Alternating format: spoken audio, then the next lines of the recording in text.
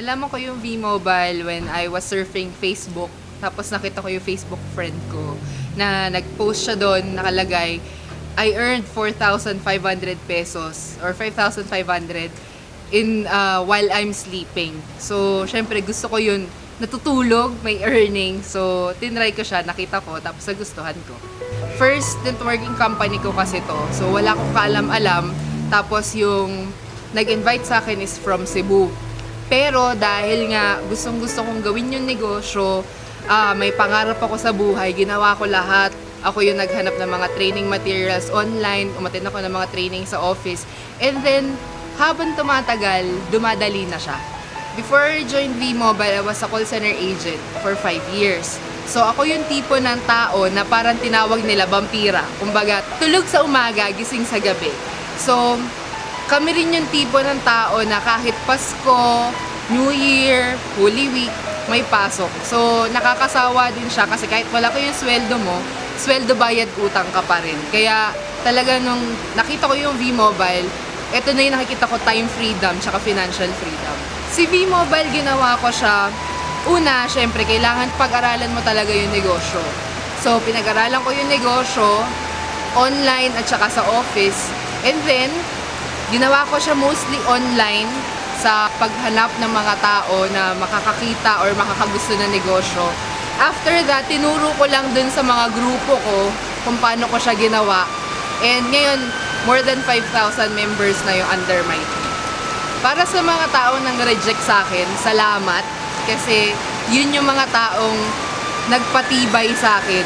Kasi naniniwala ako na kung magpapadala ako dun sa mga rejections na yon, walang mangyayari sa buhay ko. Ma-advise ko sa mga members ng V-Mobile, kailangan unang-una talaga is mag-desisyon ka.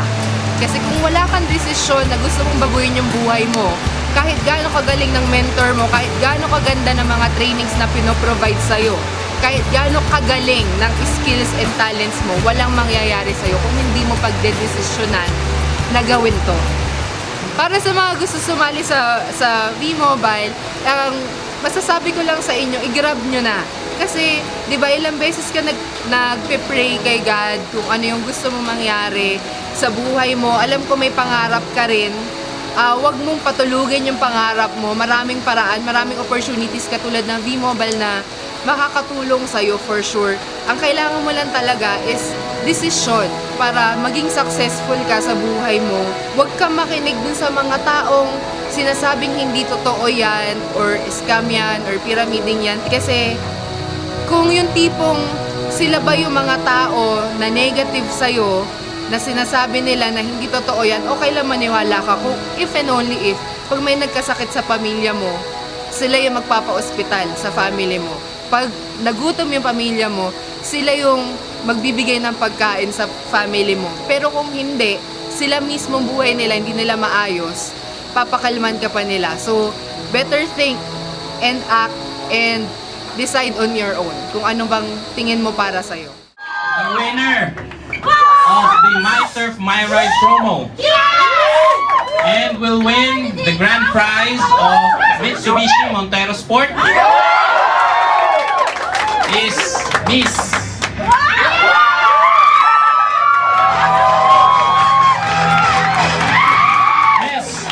Maria Abigail.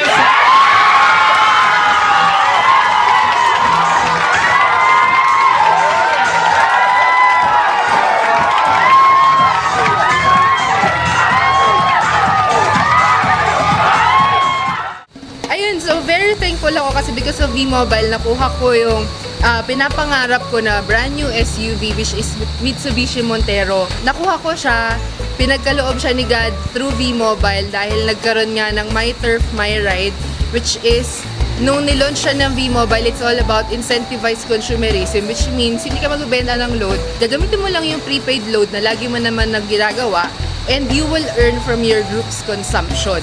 So, ginawa ko siya dahil alam ko makakatulong siya sa akin at sa company. And may biglang promo dito sa My Turf niya na program. And luckily nga, sa akin napunta yung brand new Montero Sport. Well, actually, sa lahat ng mga na-achieve ko, yung pinaka nakakatuwa talaga yung mga na-achieve ko sa V-Mobile. It's because 5 years ako naging call center agent. I'm working 9 hours, 12 hours a day. Pero, never akong kumita ng malaki. And sa V-Mobile, ginagawa ko lang siya 2 to 4 hours a day lang siya.